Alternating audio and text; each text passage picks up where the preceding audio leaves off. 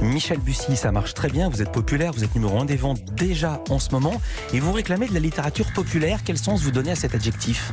Je dirais que la littérature populaire, c'est la littérature qui va essayer de toucher le plus grand nombre en étant le plus exigeant possible avec ce qu'on écrit. Donc pour moi, la littérature populaire est à la littérature ce que serait la chanson à la musique, quoi. Je vous interromps tout de suite parce que quand on écoute la doxa, il y a la littérature populaire et la littérature exigeante. Ouais, mais je crois pas du tout, parce que Expliquez. je pense que c'est beaucoup plus, peut-être même exigeant, compliqué de faire de la littérature populaire intelligente. Par exemple, le prix Goncourt, que j'adore, mais il explique qu'il a écrit son concours en 28 jours. Oui. Moi, je serais incapable d'écrire un roman policier extrêmement sophistiqué en 28 jours. C'est impossible. Jean-Paul Dubois. Voilà, parce qu'il faut de la documentation, etc. Alors, Jean-Paul Dubois est un génie dans son genre, mais la littérature populaire ne peut pas s'écrire en 28 jours, parce qu'il faut effectivement de la documentation, il faut réfléchir à son histoire, il faut que tous les ingrédients soient bien à leur place, de manière à ce qu'on ait l'impression que tout a été parfaitement maîtrisé, y compris le style, de manière à ce que effectivement les gens aient un vrai plaisir de lecture. Ici, on est en France et vous êtes un petit peu boudé par la critique française qui est quand même particulière, vous êtes un peu tenu à l'écart. C'est pas du tout le cas à l'étranger, je vais citer des critiques. Le livre Un avion sans ailes, voici la critique du New York Times, donc à New York. On savoure l'extraordinaire ingéniosité de l'auteur, c'est vous, quitte à ne plus respirer tant le rythme est soutenu.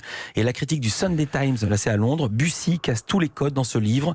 Et le critique littéraire londonien écrit « Je ne suis pas sûr d'avoir lu un roman policier aussi brillant cette année ». C'est rageant, ou vous vous dites « Nul n'est prophète en son pays ». Non, c'est-à-dire que je pense que la France a un vrai problème avec la littérature d'imaginaire. C'est-à-dire que le plus grand auteur français de très loin, c'est Jules Verne. C'est celui qui vend le plus, qui est traduit, je crois que c'est le 3e ou 4e auteur au monde. Et jamais on cite Jules Verne dans les 4-5 plus grands auteurs français. On va citer effectivement Proust ou d'autres. Donc la France a un problème avec la littérature d'imaginaire. Et c'est vrai qu'on n'a pas fait naître des Tolkien, des Rowling, etc. Voilà, alors je ne sais pas pourquoi. C'est sans doute une grande tradition littéraire française qui a du mal avec la science. On a des auteurs géniaux en policier, on a des auteurs géniaux de science-fiction, on a des auteurs géniaux de jeunesse.